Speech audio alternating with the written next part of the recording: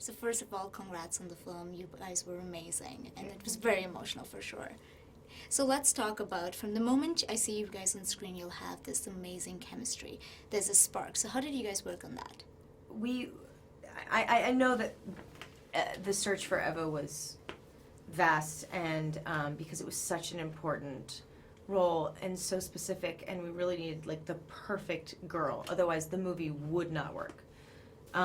You wouldn't buy it. It's a really hard relationship to sell, and when we saw Julia, it was just a no-brainer. She was absolutely perfect for it and really brought this incredible depth, but vulnerability, and she was smart yet naive. I mean, there's certain people that are kind of perfect templates to kind of fall into this trap, and she executed it with all the nuances that it needed and all the complicated emotions, and it was just an absolute joy working with her, aside from all the horrible things I had to do to her, which were so difficult. But she just approached it with such fearlessness and such an understanding of the material, and I was still so careful about wanting to make sure she was okay at every possible moment.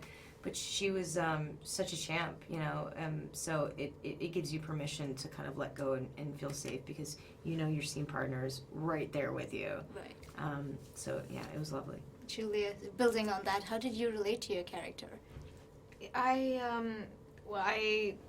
The biggest thing that you could ask for as an actor is to have a scene partner who brings this vulnerability and connection to the scene, and that makes it so much easier to connect yourself and to connect to the character and their situation. And I couldn't have asked for a better scene partner in this film, especially with that vulnerability that's so important. And just, I felt so taken care of, and it couldn't have happened like that in any other environment. It was really compassionate and generous. You can definitely see it on screen. It's so magnetic.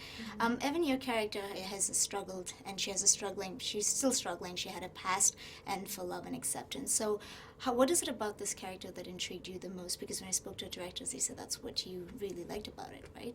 Yeah, well, I was initially drawn to it because the part was originally written for a man, and they had gender swapped it, and I'm always kind of fascinated by how that changes up the dynamics of a story. And when I read it, I'd never seen this story told in this way before.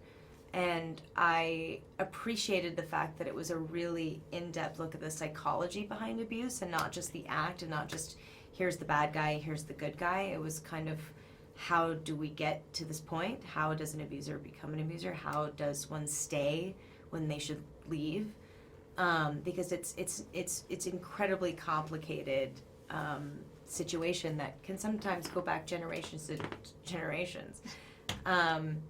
So I was certainly drawn to it for that reason, and finding the dichotomies in this character of how you sympathize with her in one way, but it's also completely inexcusable what she's doing. And I don't think it's made for you to let her off the hook in any way, but I think it helps you have an understanding, Right.